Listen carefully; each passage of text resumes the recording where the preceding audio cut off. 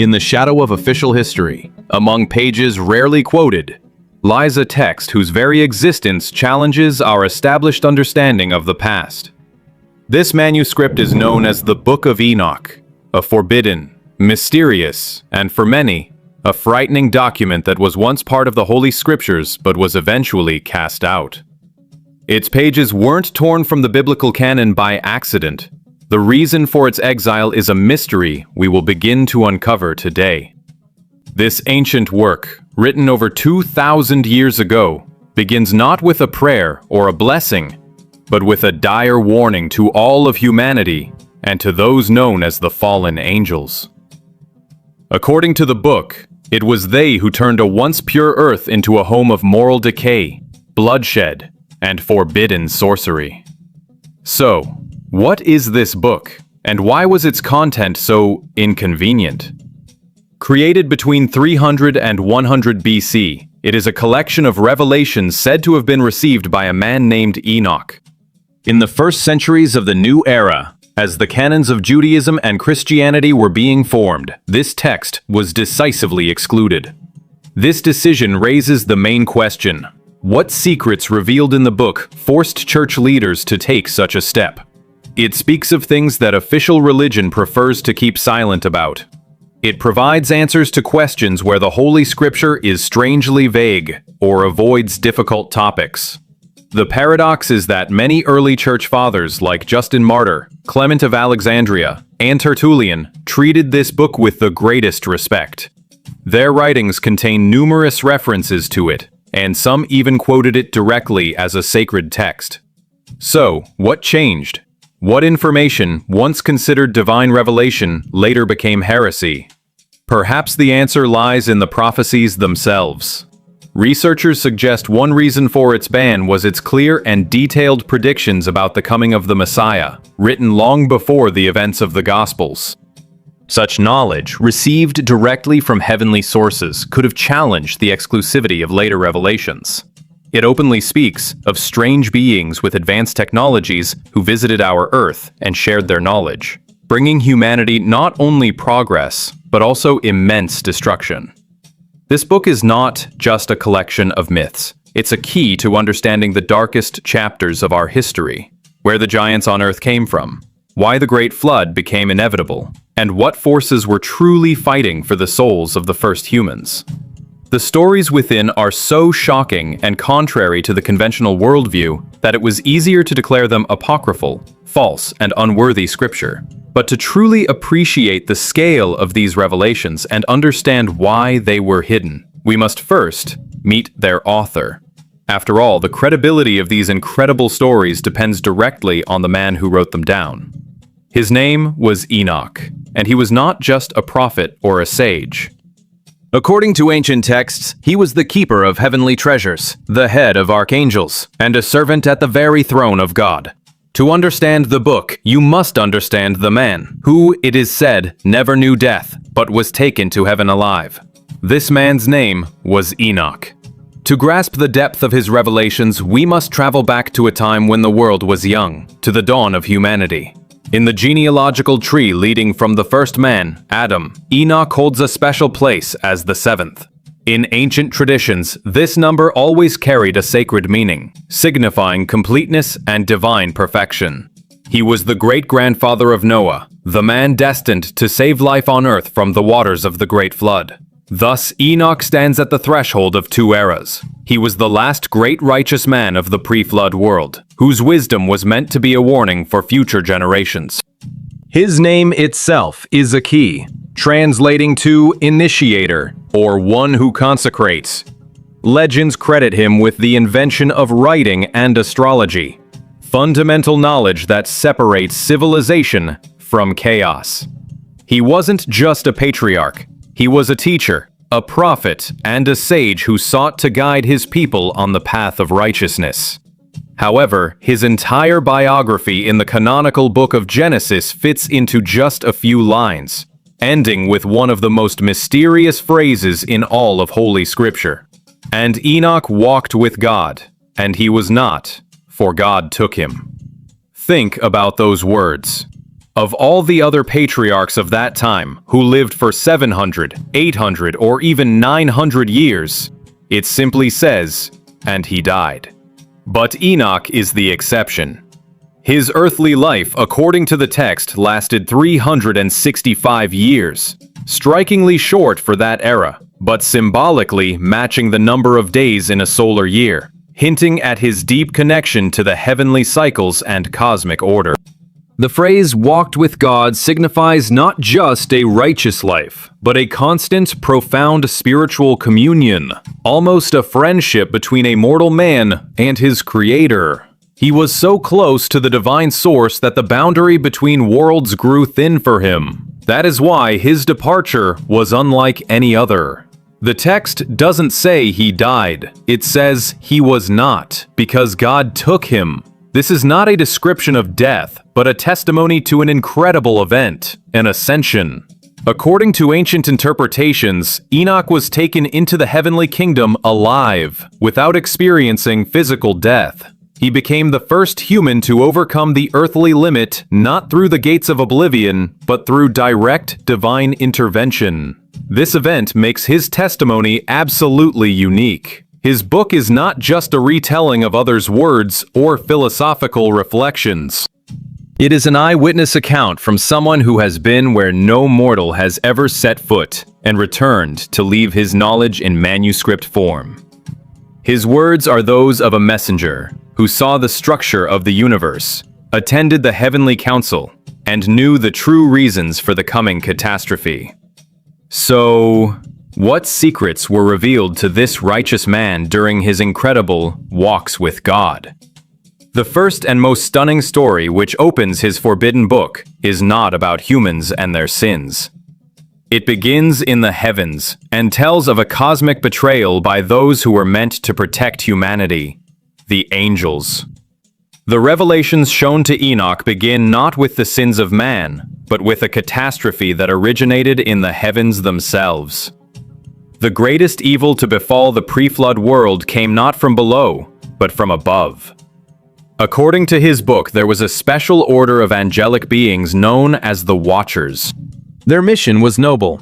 They were assigned to watch over the young human race, to protect and guide it, but never to interfere directly in its development. They were the guardians of the divine plan, witnesses to the flourishing of life on earth.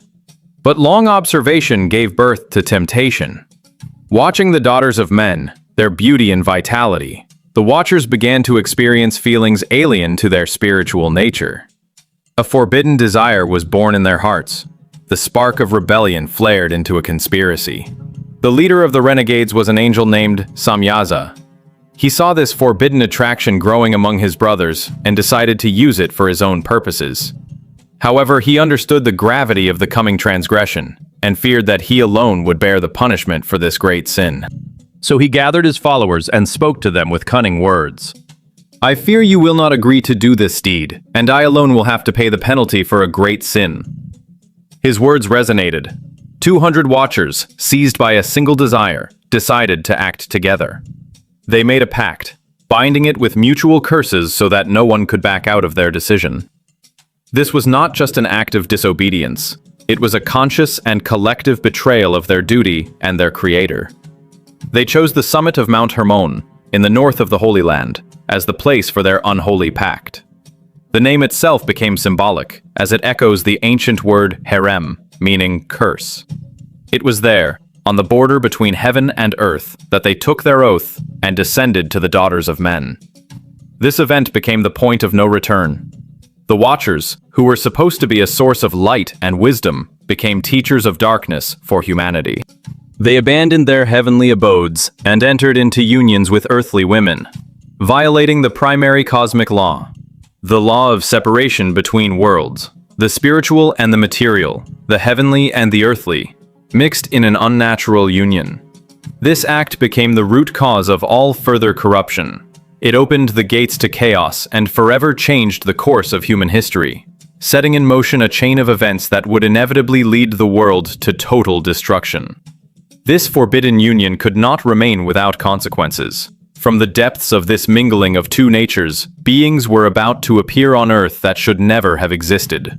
That unnatural union, sealed on the summit of the cursed mountain, soon produced its horrific fruits.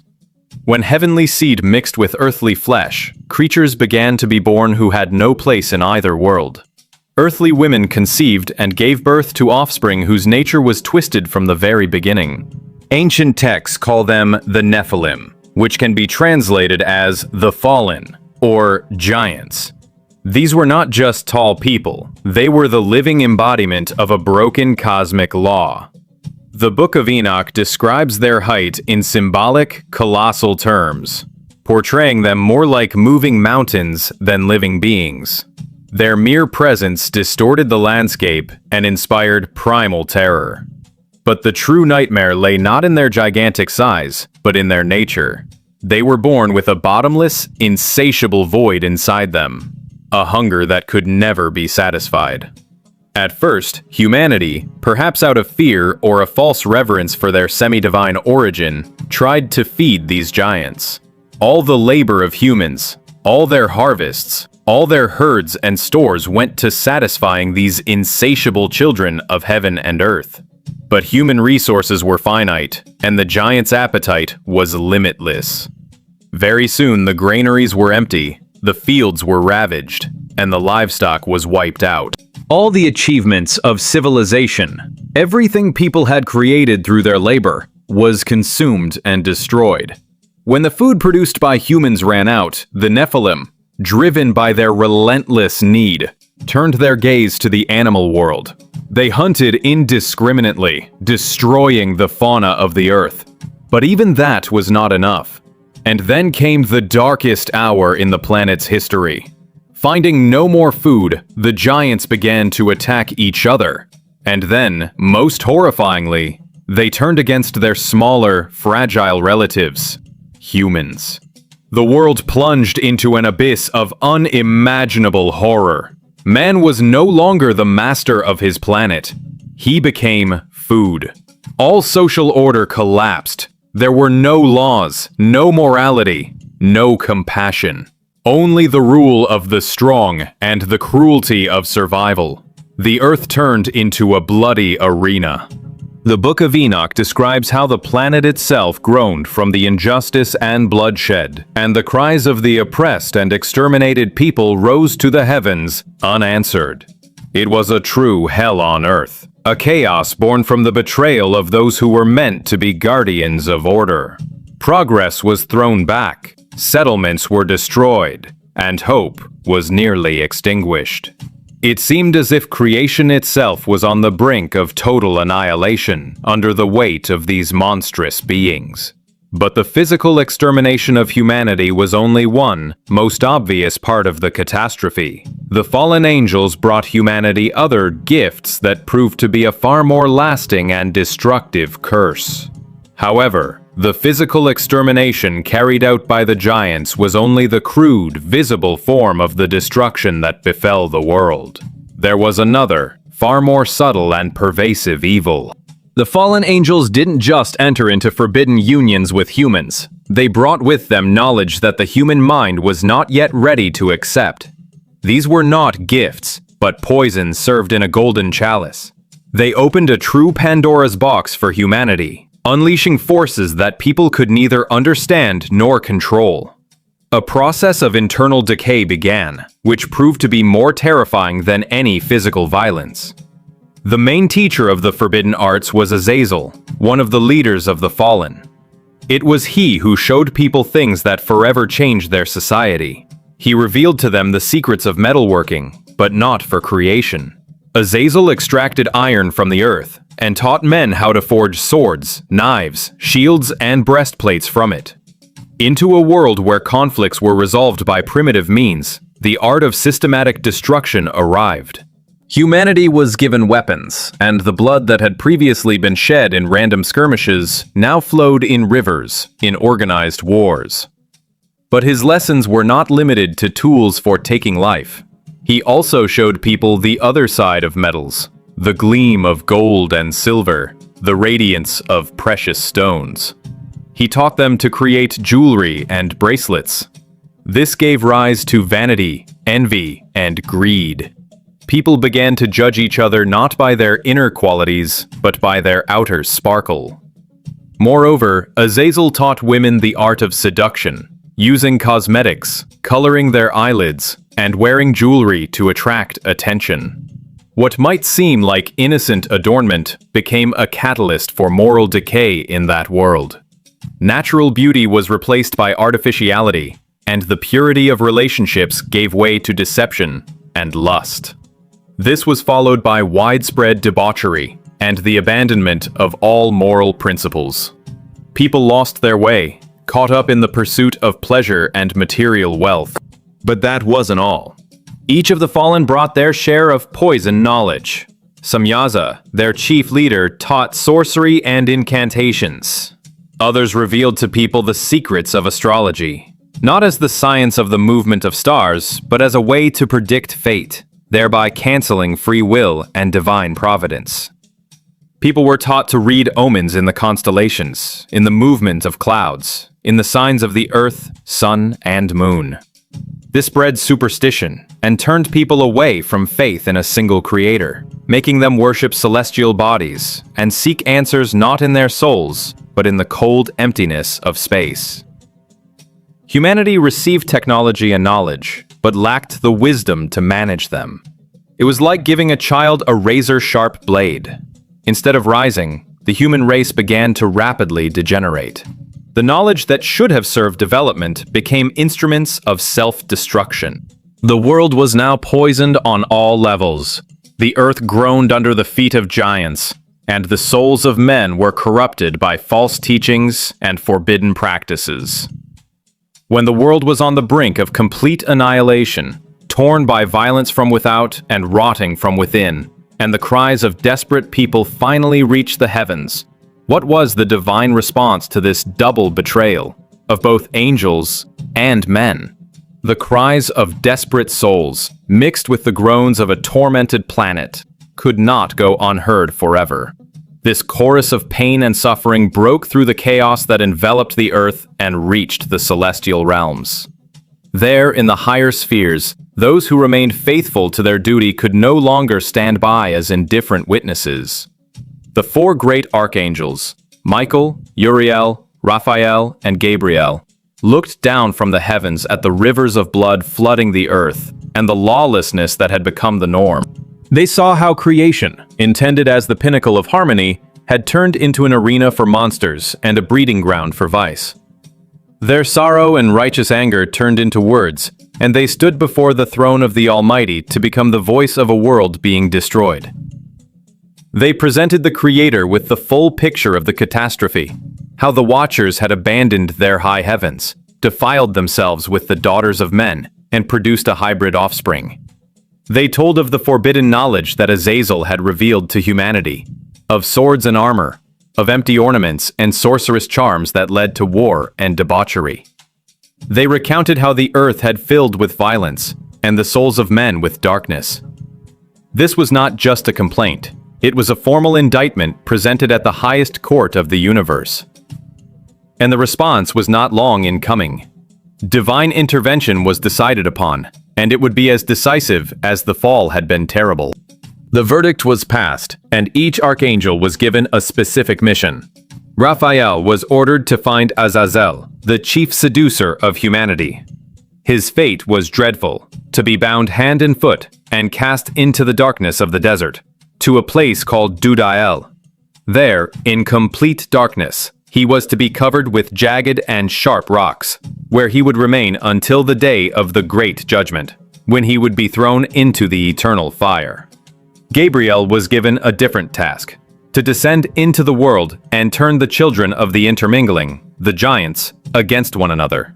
He was to incite in them a thirst for internecine war, so that they would exterminate themselves in a bloody battle. Their own insatiable thirst for violence would become the instrument of their destruction, and their fathers, the fallen angels, would be forced to watch helplessly as their monstrous offspring perished. And Michael, the leader of the heavenly host, was tasked with announcing the sentence to Samyaza and all his followers. They faced immediate imprisonment. They were to be bound and confined in a prison beneath the hills of the earth for 70 generations, until the day when the judgment of the whole world would take place. Their punishment was not only physical confinement, but also the eternal torment of knowing what they had done, as they would be forced to watch the consequences of their betrayal for centuries. But even after the destruction of the giants and the imprisonment of their fathers, the earth remained defiled. Evil had put down roots too deep. Knowledge had been shared, souls had been poisoned, and the very fabric of creation had been damaged. Simply removing the culprits could no longer heal the planet. A complete reset, a radical cleansing was required. And so, the most terrible and at the same time most merciful decision was made: to send the great flood upon the earth. This was not an act of anger, but an act of surgical intervention, designed to wash away all the filth, all the corruption, and all traces of the unnatural union. The waters were to destroy everything that breathed on the earth, to give the world a chance to be reborn from purity. However, even in this total cleansing, there was a ray of hope. The divine plan did not call for complete annihilation. Amidst the universal corruption, one man was found whose soul remained pure: the righteous Noah, the great-grandson of Enoch himself. It was to him that the archangel Uriel was sent with news of the coming cataclysm. Noah received not just a warning, but detailed instructions on how to save himself, his family, and the seed of all life on the planet. He was commanded to build an ark and gather into it a pair of every kind of creature, so that after the great cleansing, life on earth could begin anew. But the story of the fall and the purification was only the first chapter in the great revelations granted to Enoch. He was shown not only the secrets of the past, but also the mysteries of the future and the very structure of the cosmos. The great cleansing by the waters of the flood was an act that concluded one dark chapter in Earth's history. But the revelations given to Enoch were not limited to a chronicle of the past fall. His unique destiny, to be taken to heaven alive, was not just a rescue from the coming catastrophe. It was an invitation to a journey, during which he would become not just a witness, but an explorer of the very fabric of creation. The heavenly gates opened before him, and under the guidance of the archangel Uriel, the keeper of the celestial lights, Enoch began his travels through spheres inaccessible to mortal sight. He ceased to be merely a man of flesh and blood. He became a traveler between worlds, a chronicler of the cosmos.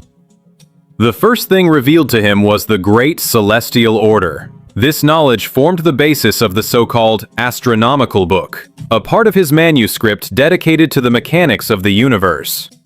Enoch was shown not a chaotic dance of planets, but a flawlessly tuned cosmic mechanism. He saw how the sun and moon move through their celestial gates, how their phases change, and how the seasons obey an immutable law. The secret of a perfect calendar was revealed to him, a solar year consisting of exactly 364 days. This year was divided into 4 absolutely equal seasons, each with 91 days. In turn, each season consisted of 3 months of 30 days each, with 1 extra day at the end of the 3rd month. Thus, the year consisted of exactly 52 weeks, and each new year and each season always began on the same day, the 4th Wednesday, the day on which, according to the book of Genesis, the celestial lights were created. This calendar was the embodiment of divine harmony and order, the complete opposite of the chaos that had reigned on earth due to the interference of the fallen. But Enoch's journeys were not limited to studying the physical laws of the cosmos. He was granted visions that pierced the veil of time. In the part known as the Book of Parables, the entire future history of the world unfolded before his spiritual eyes, presented in allegories and prophecies. He saw the fates of nations, the rise and fall of empires. But most importantly, he foresaw the final act of the great drama that began with the fall of the Watchers. He was shown that a day of last judgment would come, when all that is secret will be made known, and all unrighteous deeds will be judged. It is in these visions that Enoch describes a mysterious and majestic figure destined to carry out this judgment. He calls him the Son of Man.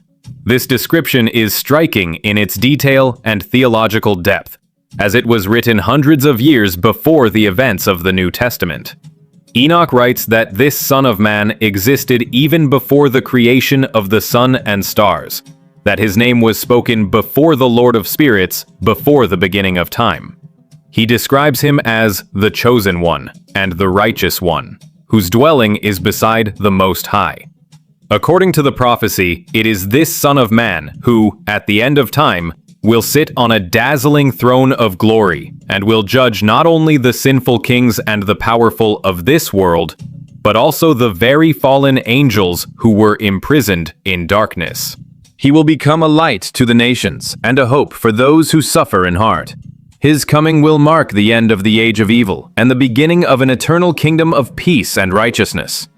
This prophecy, so closely echoing later messianic expectations, makes the Book of Enoch not just a historical artifact, but a text containing potentially explosive information. And now, knowing all this, the stories of fallen angels, of giants born from a forbidden union, of the transfer of destructive technologies, and of amazing prophecies that foresaw key events in sacred history, we can return to the main question. Now that this grand and unsettling panorama has unfolded before us, we can piece together all the clues. We have a story of cosmic betrayal, of monstrous giants destroying all life, of forbidden technologies given to humanity, of immortals' journeys through the celestial realms, and of prophecies hundreds of years ahead of their time. Knowing all this, we inevitably return to the central question. Why was this text once revered deemed dangerous, struck from the canon, and condemned to oblivion? The answers lie on several levels, and each one is shocking in its own way. The first and most obvious reason lies in theology. The Book of Enoch offers a far too detailed and, most importantly, an extremely inconvenient explanation for the origin of evil in the world. The official, canonical version, focused on the story of Adam and Eve in the Garden of Eden, presents a simple and understandable drama of human disobedience. In it, the blame for the fall lies entirely with humanity, which yielded to temptation and violated a divine command. This concept became the foundation for the doctrine of original sin, upon which many dogmas are built. The Book of Enoch, however, shatters this neat structure. It paints a much more complex and multi-layered tragedy, where the initial impulse for evil comes not from humanity, but from the heavens. It asserts that humanity was not so much tempted as systematically corrupted and taught evil by higher beings who betrayed their duty. This drastically shifts the focus of blame. If humans learn to wage war, deceive, and practice sorcery from fallen angels, then what is the true measure of their own responsibility? This version makes humanity more a victim of cosmic subversion than the sole perpetrator of its own downfall. For a developing religious doctrine, such ambiguity was unacceptable. It was far easier to manage a flock with a clear story of sin and redemption than to explain the complex twists of a celestial war whose consequences fell upon the earth. The second reason is canonical and political. As we have seen, the Book of Enoch contains incredibly powerful and detailed prophecies, particularly about the figure of the Son of Man. These texts, written long before the events of the Gospels, could have created serious competition for the canonical scriptures. When the Church Fathers were forming a single, unshakable collection of sacred texts, the Bible, they needed the New Testament to be absolutely unique and authoritative. The existence of an older source that described the coming Messiah and the Last Judgment in such detail undermined this uniqueness. The Book of Enoch could be perceived as an alternative, independent channel of divine revelation, which would create confusion in the minds of the faithful. To build a solid structure of faith, only carefully selected stones could be used for its foundation. Anything that could cause doubt or double interpretations was ruthlessly cut away. The Book of Enoch, with its own powerful cosmology and prophetic authority, was too large and independent a piece on this board. It was easier to declare it apocryphal and push it into the shadows than to try to integrate it into the overall system, risking the integrity of the whole. But what if these theological and canonical reasons are just the surface layer? A convenient explanation hiding a deeper and more disturbing truth. The book speaks directly and openly about strange beings with advanced knowledge who visited our Earth. The descriptions of their actions are strikingly tangible. They teach not abstract philosophy, but concrete skills: metallurgy, weapon making, astronomy. Their offspring, the giants, are also quite material beings, destroying everything in their path. Enoch himself doesn't just have spiritual visions. He undertakes journeys, ascending and descending. All of this fits poorly within the framework of simple allegory. Perhaps the real reason for the fear of this book is not that it contradicts dogmas, but that it describes, all too frankly, events that were intentionally distorted or forgotten. What if its content is inconvenient for some, not because of its theology, but because of its facts? This brings us to the third, most daring and frightening hypothesis. What if we have been reading this text all wrong? What if behind the words angels and heavens lies something entirely different? Something a modern person would call by another name. And so we stand at the threshold of the final, most daring, and most provocative hypothesis. We have set aside theological disputes and canonical prohibitions, and we are now ready to ask the question that changes absolutely everything. What if we have been reading this ancient text with the wrong dictionary all along? What if the terms angels and heavens are just a desperate attempt by ancient people to describe phenomena for which no words existed in their language? Let's, for a moment, strip the mystical veil from this story and look at it through the lens of modern knowledge. What if the Watchers who descended from the heavens were not spiritual entities, but representatives of a highly advanced, perhaps extraterrestrial, civilization? Imagine this scene. Not angelic wings, but the gleam of a landing craft. Not divine light, but the beams of searchlights. Their arrival on the secluded summit of Mount Hermon was not a mystical act, but the choice of a strategically convenient location to establish a base or observation camp. Their beauty and power, which captured the imagination of the people, were not a supernatural aura, but the natural reaction of a primitive culture to beings possessing technology that seemed like magic. In this light, the forbidden knowledge they imparted ceases to be sinful sorcery and becomes an act of irresponsible technology transfer. Remember Arthur C. Clarke, who said that any sufficiently advanced technology is indistinguishable from magic. Azazel, teaching people metalworking and weapon creation, is not a demon, but an engineer or an armorer sharing deadly blueprints. The knowledge of cosmetics and precious stones represents the basics of chemistry and geology.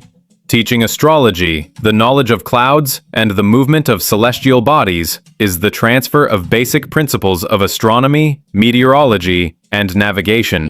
The problem wasn't the knowledge itself, but that human society, in the early stages of its moral development, was completely unprepared for such a technological leap. It received power without wisdom, which led to war, vanity, and self-destruction. And what about the giants, the Nephilim, born from this union? Within this hypothesis, they appear as the result of a rogue genetic experiment. The union between the visitors and humans may not have been just physical contact, but a deliberate intervention in the human genome. The Nephilim were hybrids, perhaps created as a workforce or soldiers, but the experiment went wrong.